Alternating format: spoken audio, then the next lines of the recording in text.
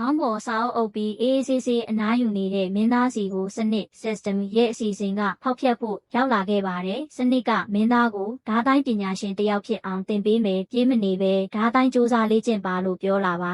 ။ဒါပေမဲ့မင်းသားကတော့ပြင်းရတာဘာဆိုလို့လဲစနစ်ပါသူ့လိုပြင်းပြင်းပါပါနေတတ်အောင်သင်ပေးမယ်ဆိုပြီးပြင်းတဲ့စနစ် lazy system လို့ပါနာမည်တောင်ပြန်ပေးလိုက်ပါသေးတယ်။စနစ်ကလည်းအေးဆေးဆေးမနေဘူးကြီးမားတဲ့ရန်သူတော်ကြီးရောက်လာရင်မရှင်နိုင်ပဲမင်းသားရဲ့ပြင်းပြင်းပပဘဝလေးပျက်စီးသွားလိမ့်မယ်လို့သတိပေးလိုက်ပါတယ်။မင်းသားကလည်းစနစ်ကိုစိတ်ဝင်စားသွားပြီးငါ့မှာဘာရန်သူတော်ကြီးရှိနေလို့လဲလို့မေးလိုက်ပါတယ်။စနစ်ကမင်းသားကိုအကြိမ်တရဓာလေးကျင့်ရင်ဆုလက်ပေးမယ်လို့တာဝန်ပေးလိုက်ပါတယ်။မင်းသားကပြင်းပြင်းနဲ့ထလာပြီးဘေးမှာရှိတဲ့ဓာဟောင်းကြီးကိုကြည့်ကဒီဓာကဘာလို့တန်ချေးတွေတက်နေရတာလဲလို့မေးပြန်ပါတယ်။စနစ်ကယတနာတွေရဲ့တကူးကိုဖုံးကွယ်ထားတာပါလို့ပြောပြီးလေ့ကျင့်ဖို့ထပ်တိုက်တွန်းပါတယ်။မင်းသားလည်းအေးပါ။ငါသိပါတယ်ဆိုပြီးတန်ချေးတက်နေတဲ့ဓာကိုဆွဲထုတ်လိုက်ပါတယ်။ဓာပေါ်မှာရှိတဲ့မေးခွန်းထုတ်စရာစိန်ခေါ်တာဆိုတဲ့စာတန်းကိုတွတ်တုတ်ပေးရင်ရန်သူတွေနဲ့ရင်ဆိုင်ဖို့အတွက်ဓာကိုစတင်ဝှေ့ရန်လေ့ကျင့်လိုက်ပါတယ်။ဓာကိုအကြိမ်တရလေ့ကျင့်ပြီးမှတော့ဓာပေါ်ကတန်ချေးတွေကွာကျသွားခဲ့ပါတယ်။စနစ်ကတာဝန်ကျေပွန်စွာပြီးမြောက်ခဲ့တဲ့အတွက်ဆုလက်အဖြစ်နှစ်ဆက်စာဓာတိုင်းကျင့်ကြံမှုကိုပေးအပ်လိုက်ပါတယ်။မင်းသားကတော့ကျင့်ကြံမှုအဆင့်တိုးမလာလို့စိတ်တက်ကြကထီလေးဆောင်ပြီးအပြင်ထွက်လာခဲ့ပါတယ်။အပြင်ရောက်တော့ဂိုင်းထဲမှာပွဲတော်တစ်ခုခုလုပ်နေတာကိုမြင်လိုက်ရပါတယ်။နှစ်စဉ်ကျင်းပတဲ့ပြိုင်ပွဲက2လပိုင်းမှာပြီးသွားပြီလေ။ဘာလို့လူတွေစုဝေးနေတာလဲဆိုပြီးမင်းသားစဉ်းစားနေစဉ်မှာပဲစနစ်ကအရေးပေါ်တာဝန်တစ်ခုထပ်မံပေးလိုက်ပါတယ်။ဂိုင်းကိုရန်သူအင်အားစုတွေလာရောက်တိုက်ခိုက်တော့မှာဖြစ်ပြီးဂိုင်းတစ်ခုလုံးမရှင်နိုင်တဲ့အတွက်မင်းသားကိုရန်သူကိုနှိမ်နင်းပေးဖို့နဲ့နှိမ်နင်းနိုင်ရင်နှစ်90စာကျင့်ကြံမှုစုပေးမယ်လို့အကြောင်းကြားလိုက်ပါတယ်။စုလက်ကြီးမားလွန်းတာကြောင့်ရန်သူကတာမန်မဟုတ်ဘူးဆိုတာမင်းသားသဘောပေါက်သွားပါတယ်။အခြားတစ်ဖက်မှာတော့ဂိုင်းချုပ်မလေးဟာအနှစ်1000ကရန်သူစိုးကြီးပြန်လည်နိုးထလာပြီးဘေးပတ်ဝန်းကျင်ဂိုင်းတွေကလည်းကူညီဖို့ညှင်းဆိုထားတဲ့အတွက်ရိုတေတေနဲ့စိတ်မကောင်းဖြစ်နေပါတယ်။ဂိုင်းချုပ်မလေးကိုကူညီဖို့အတွက်သူ့ရဲ့တပည့်မလေးကသူ့ကိုယ်သူစွန့်လွတ်ကရန်သူစည်းကြိုဖို့ဆုံးဖြတ်လိုက်ပါတယ်။ဆီယာမလေးကတားဆီးပေမဲ့တပည့်မလေးကဂိုင်းရဲ့ကျေးဇူးကိုဆက်ဖို့အတွက်ထွက်ခွာသွားခဲ့ပါတယ်။ကောင်းကင်ကနေအမှောင်စွမ်းအားရန်သူတော်ကြီးစိုးရုံအဆင့်ရှိရန်သူဂိုင်းစီတို့စတင်ပြန်တန်းတိုက်ခိုက်လာချိန်မှာတော့မင်းသားတယောက်ဘလို့ဝင်ရောက်ကဲတင်မလဲဆိုတာကိုကျောင်းစိမ့်တစ်စိမ့်တစ်ခုရဲ့စွမ်းအားနဲ့အတူဂိုင်းတစ်ခုလုံးကိုကာကွယ်ပေးထားတဲ့စိမ့်ပြာရောင်ကာကွယ်ရေးအတားအဆီးကြီး Magic Barrier စတင်ပွင့်လာခဲ့ပါတယ်။ဒီအချိန်မှာပဲကောင်းကင်ထက်ကနေအနက်ရောင်စွမ်းအားတွေနဲ့အတူရန်သူစိုးကြီးပေါ်ထွက်လာခဲ့ပါတယ်။သူကဂိုင်းထဲကအမိုက်တွေငါကိုတော်တိုင်ရောက်လာတာကိုမင်းတို့ကခုခံချင်တာလားဆိုပြီးကျင်းဝါလိုက်ပါတယ်။ရန်သူစီကထွက်ပေါ်လာတဲ့စတုထအဆင့်ဇိုရီယုံရဲ့ကြီးမားလာတဲ့စွမ်းအားဖိအားကြောင့်ဂိုင်းသားတွေအားလုံးထိတ်လန့်တုန်လှုပ်သွားကြပါတယ်။တပည့်မလေးကဆီယာမဒီကာကွယ်ရေးတားဆီးကြီးကရန်သူကိုဘလောက်ကြာတားဆီးနိုင်မှာလဲလို့စိုးရိမ်တကြီးမေးလိုက်တဲ့အခါဆီယာမဖြစ်သူဂိုင်းချုပ်မလေးကငါလည်းမသိဘူး။ကာကွယ်ရေးတားဆီးကရှေးရခင်ကလောက်စွမ်းအားမရှိတော့ဘူးလို့စိတ်ပြက်လက်ပြက်ပြန်ဖြေလိုက်ပါတယ်။ရန်သူစိုးကြီးကတော့လက်နှစ်ဖက်ကိုမြှောက်ကအနက်ရောင်မိစ္ဆာစွမ်းအားလုံးကြီးကိုစတင်စုစည်းလိုက်ပါတယ်။ဘာတန်မှမထွက်ပဲညီနေကြတော့မင်းတို့ခုခံနေတယ်လို့ပဲငါတတ်မှတ်လိုက်မယ်ဆိုပြီးအနက်ရောင်စွမ်းအားလုံးကြီးကိုဂိုင်းရဲ့ကာကွယ်ရေးအတားအဆီးစီပြစ်လွတ်လိုက်ပါတယ်။ကြောက်စရာကောင်းလာတဲ့အနက်ရောင်ခေါင်းခွန်းကြီးအသွင်ပြောင်းသွားတဲ့စွမ်းအားကြီးကကာကွယ်ရေးအတားအဆီးကိုစတင်တိုက်ခိုက်ပါတော့တဲ့ရန်သူကကြက်ဥခွန်လိုပါးလာတဲ့အတားအဆီးလေးနဲ့ငါ့ကိုတားနိုင်မယ်လို့ထင်နေကြတာကလေးဆန်လွန်းတယ်လို့လှောင်ပြောင်လိုက်ပါတယ်။အနက်ရောင်မိစ္ဆာစွမ်းအားကြီးကာကွယ်ရေးအတားအဆီးကိုအပြင်းထန်တိုက်ရိုက်ဆောင်ဝင်လိုက်ချိန်မှာတော့အတားအဆီးမှာအကြောင်းတွေစတင်ပေါ်ပေါက်လာခဲ့ပါတယ်။အတားအဆီးပျက်စီးတော့မယ့်အခြေအနေကိုမြင်လိုက်ရတဲ့ဂိုင်းသားတွေနဲ့ဂိုင်းချုပ်မလေးတို့ဟာမျောလင်းချက်မဲ့စွာနဲ့ထိတ်လန့်တုန်လှုပ်သွားကြပါတော့တယ်။ဂိုင်းတော်ကြီးကိုကာကွယ်ထားတဲ့စိမ့်ပြရောင်စွမ်းအားတားအဆီးကြီးဟာရန်သူတိုက်ခိုက်မှုကြောင့်အကြောင်းတွေအပြိုင်ပြိုင်ထကပျက်စီးသွားခဲ့ပါပြီ။ကောင်းကင်ထက်မှာတော့အမှောင်စွမ်းအားတွေနဲ့ရန်သူတော်ကြီးရောက်ရှိလာပြီးမင်းတို့လော်ရှင်ဂိုင်းသားတွေငါရဲ့ဒေါသကိုခံယူဖို့အသင့်ဖြစ်ပြီလားဆိုပြီးချင်းချောက်လိုက်ပါတယ်။ဒီအခါမှာဂိုင်းချုပ်မလေးဟာရှေ့သို့ထွက်ကကျေးဇူးပြုပြီးတပည့်တွေကိုလှုပ်ပေးပါ။သူတို့မှအပြစ်မရှိပါဘူး။နှစ်ပေါင်း1000ကရန်မျိုးကိုငါတယောက်တည်းခံယူပါမယ်လို့တောင်းပန်လိုက်ပါတယ်။ဒါကိုကြည့်နေရတဲ့တပည့်တွေဟာစိတ်မကောင်းစွာနဲ့ဂိုင်းချုပ်မလေးအတွက်ငိုယိုအော်ဟစ်နေကြပါတယ်။ရန်သူတော်ကြီးကတော့လှောင်ပြုံးပြုံးကမထီမဲ့မြင်လုံနေချိန်မှာပဲဂိုင်းရဲ့တိုင်းသမီးတော်လေးဟာဓာတ်ကိုဆွဲထုတ်ပြီးမိစ္ဆာဆိုးစကားကိုရိုတေတေပြောပါလို့ကျင်းဝါလိုက်ပါတယ်။အခြားတပည့်တွေကလည်းဓာတ်များကိုဆွဲထုတ်ကငါတို့ဂိုင်းရဲ့ဘိုးဘေးဓာတ်တော်ကြီးရဲ့စွမ်းအားကိုမင်းမသိဘူးလား။ဒီနေ့မင်းရဲ့ညီကုန်းပဲလို့ရန်သူကိုပိုင်ပိုင်နိုင်နိုင်ပြန်လဲစိန်ခေါ်လိုက်ကြပါတယ်။ ရန်သူတော်ကြီးကစီးတားဆက်နက်လိုက်တာဆိုပြီးအပြာရောင်ခေါင်းကုန်းအသွင်မိစ္ဆာဆွမ်းအားလုံးကြီးကိုစုစည်းကဂိုင်းသားတွေစီပြစ်လွတ်လိုက်ပါတယ်။ဒီအနေကိုမြင်လိုက်ရတဲ့ဂိုင်းချုပ်မလေးဟာသူ့ရဲ့ဓာတ်တော်ကိုဆွဲထုတ်ကအစွမ်းကုန်ခုန်ပြန်ပြီးမိစ္ဆာဆွမ်းအားလုံးကြီးကိုအသက်နှစ်လဲ၍ခုခံတိုက်ခိုက်လိုက်ပါတယ်။ဆွမ်းအားချင်းရိုက်ခတ်မှုကြောင့်မိစ္ဆာဆွမ်းအားပျက်စီးသွားခဲ့ပေမဲ့ဂိုင်းချုပ်မလေးလည်းသွေးရန်ကဒဏ်ရာပြင်းထန်စွာရရှိပြီးမြေပြင်ပေါ်သို့ပြုတ်ကျသွားခဲ့ပါတယ်။တပည့်မလေးကတော့သူ့ဆရာမကိုအပြေးလွှားလာရောက်တွေးဖက်ပေးလိုက်ပါတယ်။ရန်သူတော်ကြီးကတော့တစ်ချက်တောင်မခံနိုင်ဘဲနဲ့ဒီနေ့လောရှန်ဂိုင်းတစ်ခုလုံးကိုမြေလံဖျက်ဆီးပစ်မယ်ဆိုပြီးပုံမကြီးမားတဲ့အမှောင်ဆွမ်းအားတွေကိုစတင်စုစည်းလိုက်ပါတော့တယ်။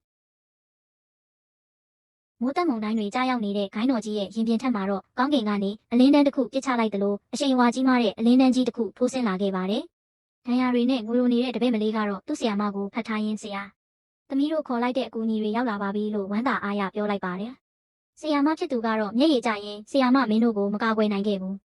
ငါတို့ရဲ့ဘိုးဘေးကြီးတာတက်ရှိထင်ရှားရှိသေးရင်တိတ်ကောင်းပါပဲလို့ဝမ်းနေစွာရေရွတ်နေရှာပါတယ်။ဒီလိုမျောလင်းချက်မဲနေချိန်မှာပဲဝိယုံဖြူနဲ့တိတ်ခါသမားတိရှိတဲ့ဘိုးဘေးကြီးသုံးဖုံရောက်ရှိလာခဲ့ပါတယ်။အမောင်မိတ်ဆာဆိုးကမင်းကဘာတူလဲလို့မေးလိုက်တဲ့အခါဘိုးဘေးကြီးကငါကသုံးဖုံပဲ။ဒီနေ့ဒီရန်မျိုးကိုဖြန့်ဖြေပေးဖို့လာတာလို့အေးဆေးစွာပြန်ပြောလိုက်ပါတယ်။မိတ်ဆာဆိုးကဟတ်ဟုတ်လားဆိုပြီးမထင်မဲ့မြင်ပြုံးလိုက်ပြီးနောက်ဘိုးဘေးကြီးသုံးဖုံပြန်လဲမခုခံနိုင်ခင်မှာပဲအလင်းမြန်စွမ်းအားတိုက်ကွက်နဲ့ဘိုးဘေးကြီးရဲ့ရင်ဘတ်ကိုအပြင်းထန်ထိုးပေါက်တိုက်ခိုက်လိုက်ပါတယ်။ဘိုးဘေးကြီးသုံးဖုံလဲဒဏ်ရာပြင်းထန်စွာရရှိပြီးသွေးရန်ကမြေပြင်ပေါ်သို့လဲကျသွားခဲ့ရပါတယ်။ဒါကိုကြည့်ပြီးအနိုင်ရသွားတဲ့မိစ္ဆာဆိုးကအားရပါရရင်မောကဒီနေ့မင်းတို့ဂိုင်းတစ်ခုလုံးမှာရှိတဲ့သူအကုန်လုံးကိုအစပြောက်အောင်တက်ပစ်မယ်။ဒီမိမလာလေးနှစ်ယောက်ကိုလည်းငါစွမ်းအားမြင့်ဖို့အတုံးချပစ်မယ်လို့ကျင်းဝါလိုက်ပါတယ်။ဆရာမနဲ့တပည့်မလေးတို့ကဓားများကိုဆွဲထုတ်ကခုခံဖို့ပြင်လိုက်ချိန်မှာတော့မိစ္ဆာဆိုးကမလောကြပါနဲ့အောင်မင်းတို့နှစ်ယောက်ကိုတော့နောက်ဆုံးမှအပိုင်သိမ်းရမှာဆိုပြီးရုံမာတဲ့အပြုံးနဲ့စိန်ခေါ်လိုက်ပါတော့တယ်။မိုးတက်မုန်တိုင်းတွေကြာဆင်းနေချိန်မှာပဲမိစ္ဆာဆိုးကဂိုင်းသားတွေကိုကြည့်ပြီးတောင်းပန်ပါတယ်။ငါလာနောက်ဆက်တာမင်းတို့ကိုအနှောက်အယှက်ဖြစ်သွားစေတယ်ဆိုပြီးအယုတ်တမပြုံးနဲ့လှောင်ပြုံးလိုက်ပါတယ်။ဒီနောက်မှာတော့မိစ္ဆာဆိုးကစွမ်းအားတွေကိုစုစည်းကဘာတူလဲ။ဘာတူလာတာလဲဆိုပြီးမတင်ငါစွာဖြင့်ရုတ်တရက်အော်ဟစ်လိုက်ပါတယ်။တပည့်တွေကလည်းဘိုးဘေးကြီးတက်ရှိထင်ရှားရှိသေးတာလားဆိုပြီးမျောလင်းချက်ပြည့်နဲ့ရေရွတ်လိုက်ကြပါတယ်။မိစ္ဆာဆိုးကမင်းပေါ်မှာလို့တတိပေးလိုက်ချိန်မှာပဲကောင်းကင်ထက်မိုးတိမ်တွေကြားကနေမျက်နှာဖုံးဆွတ်ထားတဲ့ဝိယုံဖြူတန်းဆွမ်းသူတယောက်ဓာတ်ကိုကင်ဆောင်ကထိုးဆင်းလာခဲ့ပါတယ်မိစ္ဆာဆိုးလည်းမင်းကဘာတူလဲလို့ထိတ်လန့်စွာမေးလိုက်ပါတော့တယ်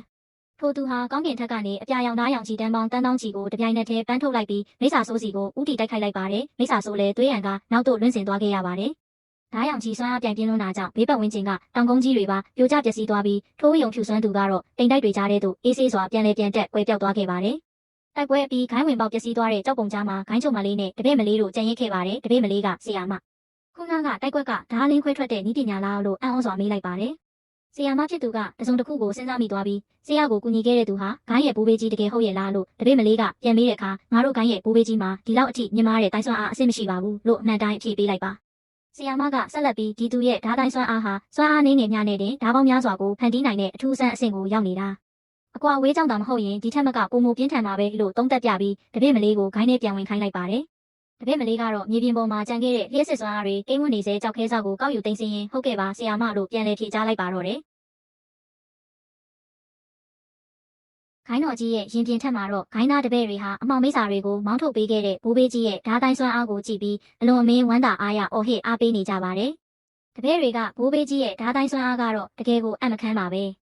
ငါတို့တော့ငေးကြည့်ုံမှလွဲပြီးဘာမှမလုပ်နိုင်ဘူးဆိုပြီးဘိုးဘေးကြီးရဲ့စွမ်းအားကိုချီကျူးကဂိုင်းတော်ကြီးဘေးရန်နေရမှလွတ်မြောက်သွားခဲ့ပြီလို့ထင်မှတ်နေကြပါတယ်။ဒါပေမဲ့ဂိုင်းချုံကလေးကတော့ရင်ပြင်ထက်ကတပည့်တွေကိုငေးကြည့်ရင်အပြာရောင်ဝိယုံနဲ့စမ်းကြဲတဲ့ထိုသူဟာငါတို့ဂိုင်းရဲ့ဘိုးဘေးကြီးတကယ်မဟုတ်နိုင်ဘူးလို့လှုပ်ဝက်စွာစဉ်းစားသုံးသပ်နေခဲ့ပါတယ်။ဒီအချိန်မှာပဲဂိုင်းချုံကလေးပြန်လည်ရောက်ရှိလာတာကိုတပည့်တယောက်ကမြင်တွေ့သွားပြီးဂိုင်းချုံပြန်ရောက်လာပြီလို့ဝမ်းသာအားရအော်ပြောလိုက်ပါတယ်။တပည့်တွေအကုန်လုံးဂိုင်းချုံကလေးစီအပြေးလွှာရောက်ရှိလာကြပြီးဂိုင်းချုံငါတို့ဘိုးဘေးကြီးရဲ့နာမည်ကဘာလဲဟင်ဘိုးဘေးကြီးရဲ့တိုင်းစွမ်းအားအဆင့်ကရောဘလောက်အထိမြင်မာလဲဟင်ဆိုပြီးစိတ်လှုပ်ရှားစွာနဲ့တပြိုင်နက်တည်းမေးခွန်းတွေမေးမြန်းကြပါတော့တယ်။မေးခွန်းတွေကြောင့်ဂိုင်းချုံမလေးမှာအမှန်တိုင်းမဖြေနိုင်ပဲတက်ပြင်းချကစိတ်လေးလန့်စွာဖြင့်တိတ်ဆိတ်သွားခဲ့ရပါတယ်။ဒီအခြေအနေကိုရိမ့်မလေးဂိုင်း၏အမကြီးကဝင်ရောက်ထိန်းသိမ်းပေးလိုက်ပြီးညီနောင်တို့ဂိုင်းချုံမှာအရေးကြီးကိစ္စရှိသေးတယ်။ဂိုင်းရဲ့အကြီးကဲတွေလည်းစောစောစီးစီးစွန့်ခွာသွားကြပြီဖြစ်လို့မင်းတို့အကုန်လုံးဒီကနေသင်ခန်းစာယူကြပါစူးစမ်းလေ့ကျင့်ကြပါဂိုင်းချုံကိုစိတ်မပူစေနဲ့လို့မိန့်မာလိုက်ပါတယ်။တပည့်တွေကလည်းစီကန်းတကြဦးမြုပ်ကဂိုင်း၏အမကြီးအမိန့်တိုင်းလိုက်နာပါမယ်လို့ညီညီညွတ်ညွတ်ပြန်လဲဖြေကြားလိုက်ကြပါတယ်။အခြေအနေတွေကိုကူညီထိန်းသိမ်းပေးခဲ့တဲ့အတွက်ဂိုင်းချုံမလေးကရိမ့်မလေးကိုကျေးဇူးပါပဲလို့တိုးတိတ်စွာကျေးဇူးတင်စကားပြောလိုက်ပါတယ်။ရိမ့်မလေးကလည်းတွေးတောရင်းဂိုင်းကိုကယ်တင်သွားတဲ့ထိုစမ်းကျဲတဲ့သူဟာတကယ်တော့ဘသူများဖြစ်နေမလဲဆိုပြီးမေးခွန်းထုတ်ရင်းဇလန်းကိုပဟေဒီစမ်းပြစွာဖြင့်အဆုံးသတ်ထားပါတော့တယ်။ တောင်ပေါ်မှာရောက်နေတဲ့မင်းသားကတော့ဂိုင်းတော်ကြီးကိုကြည့်ရင်ဖြစ်နိုင်ရင်တော့ငါရဲ့စွမ်းအားတွေကိုထုတ်မပြချင်ပါဘူးဒါပေမဲ့ဂိုင်းတော်ကြီးဒုက္ခရောက်နေတာကိုကြည့်ပြီးမနေနိုင်လို့လက်ဝင်ပါလိုက်ရတာပါလို့တိုးတိတ်စွာစကားဆိုလိုက်ပါတယ်ဒီအချိန်မှာပဲအတောင်ပံပါတဲ့စနစ်တွေဝါရမလေးထွက်ပေါ်လာပြီးတာဝန်ပြီးမြောက်ပါပြီစွမ်းအားစုလက်များရရှိပြီးဓာတ်တိုင်းစွမ်းအားအဆင့်မြင့်တက်သွားပါပြီလို့သတင်းလာပေးခဲ့ပါတယ်မင်းသားလည်းစွမ်းအားတိုးတက်သွားတာကိုခန်းစားလိုက်ရပြီးဓာတ်တိုင်းပေါ်နားလည်မှုပိုရလာတယ်စွမ်းအားအနေငယ်ပဲတိုးသွားပေမဲ့ပိုပြီးတမလာတာတော့အမှန်ပဲလို့ဂျင်းနဲ့စွာတွေးတောနေခဲ့ပါတယ်ထို့နောက်မင်းသားကရေကြီးရေကန်ထဲမှာရေမချိုးရသေးဘူးတဘာဝရေတကွန်ရေစိတ်ဆန်းမှာရေချိုးတာကပိုကောင်းမယ်ဆိုပြီးရေတကွန်စီတို့အေးဆေးစွာထွက်ခွာသွားခဲ့ပါတယ်တခြားတစ်ဖက်မှာတော့အပြာရောင်ဂိုင်းကြီးကဲနဲ့အမောင်ဂိုင်းချုပ်ကြီးတို့ပျက်စီးနေတဲ့နေရာမှာစကားပြောနေကြပါတယ်အပြာရောင်အကြီးကဲကမဖြစ်နိုင်တာငါဒီဂိုင်းမှာနေလာတာနှစ်ပေါင်းများစွာကြာပြီးဒီလိုမြင်မာတဲ့တဆွမ်းအရှင်မျိုးတစ်ခါမှမမြင်ဘူးပါဘူးလို့အံ့ဩစွာပြောလိုက်ပါတယ်အမောင်ဂိုင်းချုပ်ကြီးကဟက်ကြည့်ရတာဂိုင်းချုပ်မလေးကမင်းကိုဘယ်တော့မှယုံကြည်မှုမပေးခဲ့ဘူးပဲလို့လှောင်ပြုံးပြုံးကပြောလိုက်ပါတယ်အပြာရောင်အကြီးကဲကဂိုင်းချုပ်ကြီးငါဂိုင်းနဲ့ပြန်သွားကြည့်ချင်တယ်လို့ပြောလိုက်ရမှောင်ဂိုင်းချုပ်ကြီးကငါတားပါရစေဒီဂိုင်းရဲ့ရေထုကတိတ်နဲ့တယ်မင်းထိန်းချုပ်နိုင်မှာမဟုတ်ဘူးလို့သတိပေးလိုက်ပါတယ်အမောင်ဂိုင်းချုပ်ကြီးကဆက်လက်ပြီးဓာတင်မကဘူးခုနကဓာတ်တိုက်ကွက်ကိုထုတ်သုံးလိုက်တဲ့သူရဲ့စွမ်းအားကငါတက်တက်မှမမြင်ဘူးလောက်အောင်မြင်မာလုံးနဲ့နာဂကိုင်းရဲ့နာဂက်ရည်မြေတွေပါပြောင်းလဲသွားတော့မှလို့သုံးသက်ပြလိုက်ပါတယ်ထို့နောက်အမောင်ဂိုင်းချုပ်ကြီးကအပြာရောင်အကြီးကဲကိုကြည့်ပြီးမင်းကပါရမီရှင်တယောက်ပါငါတို့ဂိုင်းကမင်းကိုထိန်းထားလို့မရပါဘူးတခြားလမ်းတစ်ကိုသာရှာဖွေပါတော့လို့ပြောပြီးထွက်ခွာသွားပါတော့တယ်လမ်းမှာရှောက်လာတဲ့တပည့်နှစ်ယောက်ကအပြာရောင်အကြီးကဲကိုမြင်တွေ့သွားပြီးဟိုမှာဂိုင်းရဲ့အကြီးကဲလင်ဖုံးမဟုတ်လားမိစ္ဆာတွေလာတိုက်တုံးကဂိုင်းကိုတစ္ဆာဖောက်ပြီးထွက်ပြေးသွားတဲ့သူလေးဆိုပြီးအချင်းချင်းတိုးတိတ်စွာအတင်းပြောလိုက်ကြတာကြောင့်အကြီးကဲလင်ဖုံးမှာဒေါသစွာအားများပောက်ကွဲကမျက်လုံးများหนีရဲသွားခဲ့ရပါတော့တယ်။တရွက်ချောက်တွေကြွေကြနေတဲ့အမှောင်တောအုပ်ထဲမှာတော့အနက်ရောင်ဝိယုံချုံထားတဲ့မိစ္ဆာတယောက်ဟာနာကျင်စွာနဲ့ရှောက်လန်းလာပြီးတောက်ကျိန်စာတိုက်เสียရပဲလို့ဒေါသတကြီးရေရွတ်လိုက်ပါတယ်။သူဟာစိတ်သက်ဆက်ဆန်းစွာအော်ဟစ်ရင်းထိုစွမ်းအားကြီးတဲ့ဓာတ်ချက်အကြောင်းငါဆက်ပြီးမတွေးကျင်တော့ဘူးလို့ယူသွတ်မတက်စိတ်တက်ကြလာခဲ့ပါတယ်။ခေါင်းကိုအပြင်းထန်ကင်ဆွဲပြီးနာကျင်မှုကိုအလူးလဲခံစားနေရတဲ့ထိုမိစ္ဆာဟာသူ့ရဲ့စိတ်ကိုအသေးအတန်ထိန်းချုပ်နေရပါတယ်။နောက်ဆုံးမှာတော့မျက်လုံးများหนีရဲသွားကမဖြစ်တော့ဘူး။ငါမိစ္ဆာ6ကပတ်စီပြန်သွားမှဖြစ်မယ်လို့ဆုံးဖြတ်ပြီးအမောင်ထုထဲသို့မဲမောင်သောအငွေ့သက်များနဲ့အတူပျောက်ကွယ်သွားပါတော့တယ်။တစ်ဖက်မှာတော့မိုးအေးအေးလေးရွာသွန်းနေတဲ့ဂိုင်းတော်ကြီးရဲ့တောင်ထိပ်ပေါ်မှာသပင်ဖြူမလေးဟာဂိုင်းတစ်ခုလုံးကိုငေးကြည့်ရင်ဘာလို့လဲ။ငါဘာလို့ဘာမှမမှတ်မိတော့တာလဲ။ငါ့ကိုဘာလို့တားဆီးထားတာလဲလို့ရေရွတ်ကစကြောင်းပဟေလိတွေကိုစဉ်းစားနေခဲ့ပါတယ်။အဲ့ဒီအချိန်မှာတပည့်မလေးရောက်ရှိလာပြီးဆီယာမကြီးလို့ခေါ်လိုက်ရာသပင်ဖြူမလေးကအကယ်၍လူတစ်ယောက်ဟာသူ့ရဲ့အထုပ်ပတ်တိအမှန်ကိုတခြားသူမသိစေချင်ရင်ဘာလို့ထင်လဲလို့မေးခွန်းထုတ်လိုက်ပါတယ်။တပည့်မလေးကလည်းဆီယာမကြီးဒီနေ့လာရောက်ကဲတင်သွားတဲ့အပြာရောင်ဝိယုံနဲ့စမ်းကြယ်သူအကြောင်းကိုပြောနေတာမဟုတ်လားဆီယာမကြီးအနေနဲ့သမီးကိုယုံကြည်တယ်ဆိုရင်ဒီကိစ္စရဲ့အကြောင်းရင်းအမှန်ကိုပြောပြပေးပါလို့ပြန်လဲတောင်းဆိုရင်ဇလန်းကိုစိတ်ဝင်စားဖွယ်ဆက်လက်ခေါ်ဆောင်သွားပါတော့တယ်မိုးဆက်မိုးပေါက်တွေကြားမှာသပင်ဖြူမလေးဟာဝမ်းနဲ့စိတ်ပြက်စွာနဲ့ကျင်းရှမ်းမှလည်းနီးလန်းမရှိတော့ဘူးပဲလို့တိုးတိတ်စွာရည်ရွတ်လိုက်ပါတယ်အမဲအောင်သပင်နဲ့တပည့်မလေးကျင်းရှမ်းကဆီယာမကြီးဒါဆိုဆီယာမကြီးရဲ့အတိစိတ်နဲ့မှတ်ဉဏ်တွေကိုတယောက်ယောက်ကပိတ်စီးထားလို့အတိတ်ကအကြောင်းတွေကိုမမှတ်မိတော့တာပေါ့နော်လို့မေးခွန်းထုတ်လိုက်ပါတယ်ကျင်းရှမ်းကဆက်လက်စဉ်းစားပြီးအတိတ်မှတ်ဉဏ်တွေကိုပိတ်စီးထားတယ်ဆိုတာအဲ့ဒီမျက်နှာဖုံးဆွတ်ထားတဲ့သူဟာဘယ်သူလဲဆိုတာဆီယာမကြီးသိသွားမှာဆိုလို့ပဲဖြစ်ရမယ်သူဟာတခြားသူမဟုတ်ပဲငါတို့နဲ့ရင်းနှီးတဲ့သူဒါမှမဟုတ်ငါတို့ဂိုင်းတွေကလူတစ်ယောက်ဖြစ်နေနိုင်တယ်လို့တက်အပ်ရည်ကင်းစွာသုံးသပ်ပြလိုက်ပါတယ်အဲ့ဒီနောက်ကျင်းရှင်းကဆီယာမကြီးငါတို့မနေ့ကမလာတဲ့သူတွေဒါမှမဟုတ်ဂိုင်းကနေထွက်ပြေးသွားတဲ့သူတွေကိုစုံစမ်းလိုက်ရင်အဲ့ဒီစမ်းကြယ်သူကဘယ်သူလဲဆိုတာချက်ချင်းသိရမှာပါလို့အကြံပေးလိုက်ပါတယ်ဒါပေမဲ့သပင်ဖြူမလေးကလက်ထဲကမျက်နှာဖုံးအပိုင်းစာလေးကိုကြစ်ပါအောင်စုပ်ကင်ထားရင်သူကသူ့ရဲ့မူလရန်တတီကိုမသိစေခြင်းလို့ဖုံးကွယ်ထားတာလေငါတို့အမှန်တိုင်းသွားစုံစမ်းရင်သူ့ကိုဒေါသထွက်စေမလားမသိဘူးအဲ့ဒီတော့ဆက်မရှာတာပဲကောင်းပါတယ်လို့တက်ပြင်းချကတားဆီးလိုက်ပါတယ်နောက်ဆုံးမှာတော့သပင်ဖြူမလေးဟာမျက်ဝန်းတွေဝိုင်းဆက်သွားပြီးဒါပေမဲ့အပြာရောင်ဝိယုံဆိုတာငါတို့ဂိုင်းမှာအောက်ခြေအစင်းနှိမ်ဆုံးတပည့်တွေပဲဝစ်စင်ကြတာမဟုတ်ဘူးလားဆိုပြီးပဟေဒီစံပြားစွာဖြင့်ဇလန်းကိုအဆုံးသတ်ထားပါတော့တယ်ဂိုင်းတော်ရဲ့တောင်ထိပ်ပေါ်မှာတော့သပင်ဖြူမလေးကအပြာရောင်ဝိယုံကိုတပည့်အများစုဝစ်စင်ကြပေမဲ့မနေ့ကသူဝစ်ထားတဲ့ဝိယုံကတော့ဂိုင်းရဲ့တီးတက်ယူနီဖောင်းပုံစံဖြစ်ပြီးဝစ်စင်သူအင်မတန်နဲပါတယ်တခြားတပည့်တွေကသတိထားမိပေမဲ့အဲ့ဒီစမ်းကြယ်သူကိုဆရာသားခင်ကြီးလို့ထင်မှတ်ပြီးဘ ഹു တုတမရှိတဲ့တပည့်မလေးကျင်းရှမ်းကတော့အဲ့ဒီအကြောင်းကိုသတိထားမိမှာမဟုတ်ပါဘူးလို့သုံးသပ်နေပါတယ်ဆက်လက်ပြီးသပင်ဖြူမလေးကအပြာရောင်ဝိယုံကိုဝစ်စင်လေးရှိသူတွေကိုရှာဖွေပြီးတယောက်ချင်းစီခြံလက်ကြည့်ရင်အဲ့ဒီစမ်းကြယ်သူဘယ်သူလဲဆိုတာငါချက်ချင်းအဖြေထုတ်နိုင်မှာပါဒါဆိုရင်တခြားသူတွေကိုလည်းမယုတ်ယုတ်မဖြစ်စေပဲသူ့ကိုလည်းရုတ်တရက်မလန့်သွားစေတော့ဘူးပေါ့လို့သူ့ရဲ့လှုပ်ဝက်အစီအစဉ်ကိုစဉ်းစားလိုက်ပါတယ်အဲ့ဒီနောက်သပင်ဖြူမလေးကကျင်းရှမ်းငါအနားယူတော့မယ်နင်လည်းစောစောအနားယူတော့လို့ပြောလိုက်ရာကျင်းရှမ်းကဆရာမကြီးဒဏ်ရာမတက်တာသေးဘူးလားလို့စိုးရိမ်စွာမေးလိုက်ပါတယ်ဒါပေမဲ့သပင်ဖြူမလေးကစေးတောက်ထားပြီးပြီဖြစ်ကြောင်းနဲ့ခဏအနားယူရင်တက်တာသွားမည်ဟုပြောကထွက်ခွာသွားခဲ့ပြီးကျင်းရှင်းတယောက်တည်းသူကဘသူများဖြစ်မလဲလို့တန်တရားများစွာနဲ့ကြံရစ်ခဲ့ပါတယ် တစ်ဖက်မှာတော့ဇက်လိုက်မင်းသားဟာအေးဆေးစွာအနားယူရင်းအကြံစီထုတ်နေခဲ့ပါတယ်သူကဟေ့ system မင်းရဲ့မှတ်ဉာဏ်ထိန်းချုပ်မှုနည်းပညာကတကယ်ရောစိတ်ချရဲ့လားလာမလိမ့်နဲ့နော်မဟုတ်ရင်မနှက်ဖြန်ကဒါလေးကျင်းတော့မှာမဟုတ်ဘူးလို့ system ကိုချင်းချောက်မေးမြန်းလိုက်ပါတယ်အဲ့ဒီအချိန်မှာ system ကငါပေးထားတဲ့မှတ်ဉာဏ်ထိန်းချုပ်မှုကအတိတ်ကအဖြစ်အပျက်တွေကိုခဏတာပိတ်စည်းထားရုံပဲဖြစ်ပြီးမှတ်ဉာဏ်ကိုအပြီးတိုင်ဖျက်ဆီးလိုက်တာမဟုတ်ပါဘူးမင်းရဲ့ identity လျှို့ဝှက်ချက်မပေါက်ကြားခြင်းရင်မင်းကိုယ်တိုင်လည်းသတိထားပြီးတရုပ်ဆောင်စရာရှိတာစက်တရုပ်ဆောင်ပါလို့ပြန်လဲသတိပေးလိုက်ရမင်းသားလည်းအေးပါအဲ့ဒါဆိုရင်တော့တော်သေးတာပေါ့လို့ပြောပြီးအေးဆေးစွာစိတ်အေးသွားပါတော့တယ်မနက်ခင်းမှာမင်းသားဟာအိယာကနေတန်းဝေရင်နိုးထလာခဲ့ပါတယ်။သူကစာအုပ်ကိုကြည့်ပြီးဒီပုံမြင်တွေကတကယ်ပြင်းဖို့ကောင်းတာပဲ။ကြောက်မြက်အယုတ်တွေကိုလည်းမဝယ်နိုင်ဘူးလို့ညှိတွားလိုက်ပါတယ်။အဲဒီနောက်သူကငါစူးစမ်းပြီးတပည့်အဆင့်ကိုတိုးမြင့်လိုက်ရင်ကောင်းမလားအခုတော့ဂိုင်းကနေတလားကိုဝိညာဉ်ကြောက်တုံး90ပဲရတယ်။ဒါကအောက်ခြေတပည့်တွေရတဲ့ပမာဏပဲလေအဆင့်မြင့်လေးလေးဝိညာဉ်ကြောက်ပိုရလေပဲလို့စဉ်းစားလိုက်ပါတယ်။အဲဒီအချိန်မှာပဲ system နဲ့သမီးလေးပေါ်လာပြီးချင်းသခင်ရဲ့စိတ်ကူးပြောင်းလဲသွားတဲ့အတွက်ရေရှည်မစ်ရှင်အသစ်ပေးအပ်လိုက်ပါတယ်။တပည့်အဆင့်ကိုတိုးမြင့်ပါအဆင့်မြင့်လေးလေးစုလက်တွေပုံမကြီးမလေးလေးဖြစ်ပါမယ်လို့အကြောင်းကြားလိုက်ပါတယ်။မင်းသားဟာအပြင်သို့ထွက်လာခဲ့ပြီးဒုတိယအဆင့်ရောက်မှပဲခဏတစ်ဖြုတ်ပြန်တန်းနိုင်တာနင်းရှင်အဆင့်ရောက်မှအကြာကြီးပြန်တန်းနိုင်မှာလို့ရေရွရင်းလမ်းလျှောက်လာစဉ်တကားဆောင်တပည့်နှစ်ယောက်ကတားဆီးလိုက်ပါတယ်။တကားဆောင်ကညီလေးမင်းရဲ့မာဂရကြောက်ပြားတက်တေကန်ကိုပြပါလို့တောင်းဆိုရမင်းသားကထုတ်ပြလိုက်ပါတယ်။တက်တေကန်ကိုစစ်ဆေးပြီးနောက်သွားလို့ရပြီလို့ခွင့်ပြုလိုက်တာကြောင့်မင်းသားလည်းဆက်လက်ထွက်ခွာသွားခဲ့ပါတယ်။မင်းသားထွက်သွားပြီးနောက်တကားဆောင်နှစ်ယောက်ကဒီညီလေးကဂိုင်းထဲရောက်တာခွဲနှစ်ပဲရှိသေးတယ်အခုထိတခါမှတိုက်ပွဲမဝင်ဘူးတဲ့တကယ်လားဆိုပြီးမတင်ငါစွာတီးတိုးစကားပြောနေကြပါတယ်အခြားတကားဆောင်ကလည်းငါရှင်းရှင်းလေးလေးမြင်လိုက်တာပါသူ့ကြောက်ပြားထဲမှာတိုက်ပွဲဝင်ဘူးတဲ့စည်ရင်းကတုံညာဖြစ်နေတယ်တကယ်ကိုစမ်းကြဲတဲ့သူပဲလို့တန်တရားဝင်စွာနဲ့တုံးတက်ရင်ဇက်ဝင်ကန်းကိုအဆုံးသတ်ထားပါတော့တယ်ဇက်လိုက်မင်းသားဟာဈေးတန်းထဲကစာအုပ်ဆိုင်စီသို့ရှောက်လန်းလာခဲ့ပါတယ်စာအုပ်ဆိုင်ကဆိုင်ကူမလေးကလည်းမင်းသားကိုမြင်တာနဲ့တခင်လေး